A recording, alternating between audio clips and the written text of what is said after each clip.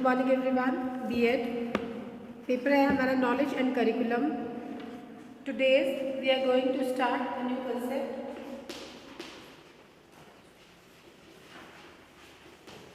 Knowledge and curriculum. और आज जो हमारी कंसेप्ट रहेगी वो रहेगी टीचर्स के बारे में, टीचर एक्सपर्टीज के बारे में कि क्या रोल होता है टीचर्स का हमारी लाइफ के अंदर। ठीक है, बहुत कॉमन टॉपिक है, हम सब लोग जानते हैं इसके बारे में। ऐसा कुछ नहीं है जो मुझे आपको समझाने की ज़रूरत पड़े, पर फिर भी ब्रीफली थोड़ा सा डिस्कशन कर लेते हैं। क्या है अध्यापक, क्या है शिक्षा पद्धति का, जो हमारी शिक्षा पद्धति है उसका सेंटर पॉइंट है, उसका केंद्र बिंदु है।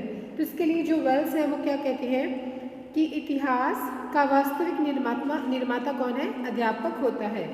The teacher is the real maker of history. उसके बाद क्या है, हम सब जानते हैं कि गुरु को कौन कौन सी जो है उपाधियाँ दी गई हैं? गुरु ब्रह्मा, गुरु विष्णु, गुरु महेश्वरा, मतलब जो समूचा ब्रह्मांड है उस गुरु को प्रणाम करता है। तो उसी तरह जो है प्रोफेसर हुमायूं है, उन्होंने कहा कि अच्छे अध्यापकों के बिना शिक्षा की सर्वोत्तम पद्धति भी सफल नहीं हो सकती। अच्छे अध्यापकों से शिक्षा पद्धति के दोषों को दूर किया जा सकता है। तो टीचर की इम्पोर्टेंस के बारे में हम बात करेंगे। टीचर्स क्या है, अध्यापक क्या ज़रूरत है इसकी। तो वहीं पर जो मुदालियर शिक्षा आयोग है वो क्या कहते हैं, हम इस बात से पूर्ण रूप से सहमत हैं कि शिक्षा के पुनर्निर्माण में सबसे अधिक महत्वपूर्ण तत्व अध्यापक है तथा व्यक्ति गुण, उसकी शैक्षिक योग्यताएं, उसका व्यावसायिक जीवन प्रशिक्षण, स्कूल समुदाय में उसका क्या स्थान है, स्कूल की प्रसिद्धि और सामुदायिक जीवन पर उसका क्या प्रभाव पड़ रहा है, और समुदाय जो है अध्यापक जो है और समुदाय आपस में किस तरह से है या अध्यापकों पर आधारित है। तो ये क्या है, एक अध्यापक के बारे में मुदालियर आयोग के विचार। ठीक है, आगे थोड़ा सा बात करते हैं कि प्रभावशाली जो अध्यापक है उसके क्या क्या गुण होने चाहिए, यानी कि qualities of an effective teacher क्या होने चाहिए। नंबर 1 शैक्षिक qualification and experience. First of all उसके बारे में बात करेंगे, उसकी क्वालिफिकेशन क्या है, इसका एक्सपीरियंस क्या है। सेकंड है क्वालिटीज कंसर्निंग प्रोफेशनल रिक्वायरमेंट, यानी कि व्यवसायिक आवश्यकताओं से संबंधित गुण कौन कौन से उसके अंदर है। फिर बात करते हैं qualities parenting to the personality, यानी कि व्यक्तित्व से संबंधित गुण कौन कौन से हैं। देन है qualities in relation to others, कि दूसरों के साथ किस तरह के संबंध जो है स्थापित किए हुए हैं। सबसे पहले जो है फर्स्ट पॉइंट है हमारा क्वालिफिकेशन एंड एक्सपीरियंस। अब इसमें उसकी बौद्धिक व्यवस्था, यानी कि अध्यापक का BA MA होना, ये सब चीज़ों के बारे में, उसकी क्वालिफिकेशन के बारे में बात करते हैं। और अध्यापक के विषय का ज्ञान कितना है और सही के बारे में, अपने बारे में, उनके बारे में उन्होंने क्या क्या गेन किया है। दूसरा है डिग्री और डिप्लोमा हो गया। फिर उसके बाद अन्य योग्यताएं हो गई उनकी, कौन कौन सी उनकी योग्यताएं हैं। फिर है व्यवसायिक आवश्यकताओं से संबंधित गुण। नंबर 1 इंटरेस्ट इन लर्नर्स, की जो अध्यापक है उसकी कितनी रुचि है विद्यार्थियों के अंदर, या विद्यार्थियों को वो क्या पढ़ाना चाहते हैं, इसके बारे में बात करते हैं। उसके बाद है मनोशिक्षा, हमारा जो माध्यमिक शिक्षा आयोग है, सेकेंडरी एजुकेशन कमीशन है, वो क्या कहता है मनोविज्ञान का ज्ञान, नॉलेज ऑफ साइकोलॉजी, कितना उनको इस बारे में ज्ञान है, विद्यार्थी पढ़ने में रुचि ले रहे हैं या नहीं ले रहे, कि मनोविज्ञान का जो ज्ञान है वो शिक्षा की प्रक्रिया को समझने में सहायता प्रदान करता है। तो वहीं पर जो जब अध्यापक को मनोविज्ञान का ज्ञान होगा तो क्या होगा, वो टीचर के इंटरेस्ट को, स्टूडेंट्स के इंटरेस्ट को, उनकी एटीट्यूड्स को, उनकी जो वो गेन कर रहे हैं उनको, उनके जो अंदर पॉजिटिव एटीट्यूड है उसको डेवलप कर पाएंगे। वहीं पर जो है उनकी योग्यताओं को भी जान पाएंगे। फिर सेकंड पॉइंट आता है हमारा रिसर्च मेथड। रिसर्च मेथड से क्या अभिप्राय है कि अध्यापक को इस बारे में नॉलेज होनी चाहिए कि वो क्या करे, कौन सी शिक्षण विधि के द्वारा वो बच्चों को टीच कर रहे हैं, विधि के द्वारा पढ़ा रहे हैं, और नई नई विधियों के बारे में वो खोज करें। नई नई विधियाँ जो है अनुसंधान के क्षेत्र में नए अनुसंधान हो, शिक्षा के विकास के बारे में जानकारी और व्यवसाय में उपयोगी सिद्ध होंगी। तो इससे क्या होगा कि उनका जो कार्य है वो सुचारू रूप से और निरंतर गति से चलता रहेगा। फिर है डेमोक्रेटिक आउटलुक ऑफ लाइफ, यानी कि लोकतांत्रिक युग में अध्यापक के लिए जीवन के प्रति लोकतांत्रिक दृष्टिकोण कैसा है। जीवन के प्रति तानाशाही दृष्टिकोण रखने वाला अध्यापक वर्तमान कक्षा में जो है बुरी तरह से असफल होगा। यानी कि तानाशाही जो है टीचर का गुण नहीं होना चाहिए, डेमोक्रेटिक आउटलुक उसका होना चाहिए, लोकतांत्रिक दृष्टिकोण होना चाहिए। आज के युग में अध्यापक तभी सफल हो सकते हैं जब उनका जो आउटलुक है वो प्रजातांत्रिक रहे, सबको समान देखने का रहे और बच्चों को कुछ सिखाने का रहे। फिर है मास्टरी ऑफ सब्जेक्ट मैटर, कि जो भी विषय के वो अध्यापक हैं अपने विषय के में निपुण हों। अगर उनको उस विषय में या खुद में कोई कमी नज़र आती है तो उसको दूर करने का प्रयास करें और साथ ही साथ जो है खुद मोटिवेट रहें और अपने स्टूडेंट्स को भी, अपने विद्यार्थियों को भी मोटिवेट करते रहे समय समय पर। एक अच्छा अध्यापक जो है विद्यार्थियों से सम्मान जो है प्राप्त करता है और सदैव उन्हें भी सम्मान देता है। उसके बाद बात करते हैं शिक्षण प्रविधियों पर अधिकार। इसका मतलब क्या है कि जो टेक्निक्स टीचर यूज़ कर रहा है टीचिंग के दौरान, उस पर उसकी कितनी कमांड है, कितना उसका अधिकार है। तो क्या है, शिक्षण प्रविधियों का पूर्ण ज्ञान अध्यापक को होना चाहिए। और निस्संदेह एक जो है शिक्षण एक कला है, परंतु आधुनिक प्रविधियों से ही कला को उपयोगी और प्रभावशाली बनाया जा सकता है। जहाँ और चीज़ें ज़रूरी हैं वहाँ पर टीचर का सब्जेक्ट के ऊपर कमांड होना बहुत ज़रूरी है, अच्छे टीचिंग मेथड्स का होना बहुत ज़्यादा ज़रूरी है।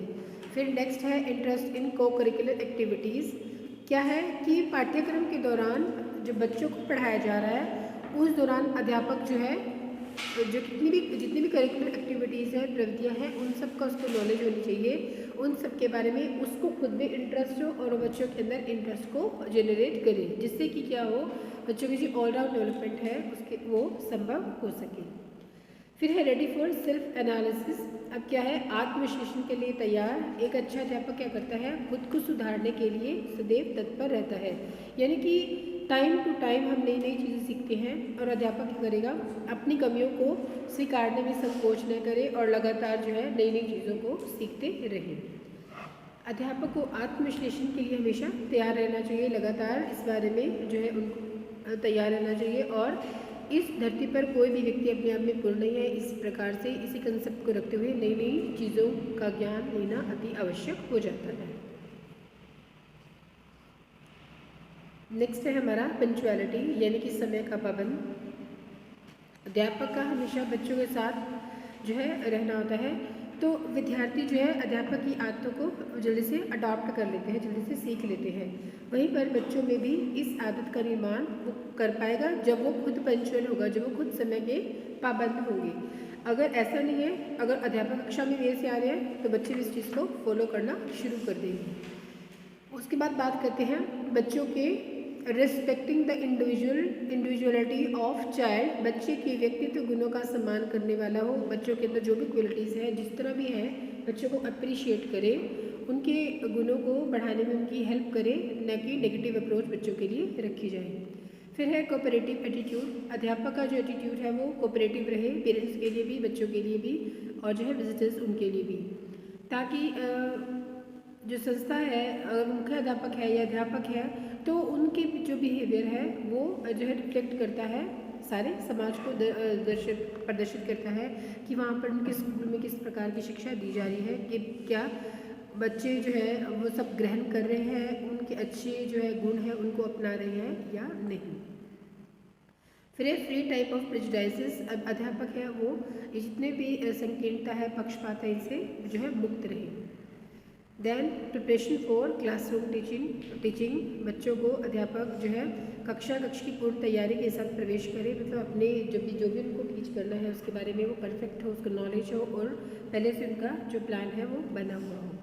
साथ में ट्रू पैट्रियोटिक क्या हो, ट्रू पैट्रियोट हो, यानी कि एक सच्चा देशभक्त हो, अपने देश के प्रति उनके जो है सम्मान की भावना रहे, विद्यार्थियों के समक्ष भी अपनी देशभक्ति को प्रदर्शित करें। यही गुण होते हैं जो अध्यापक को एक अच्छा अध्यापक बनाती है।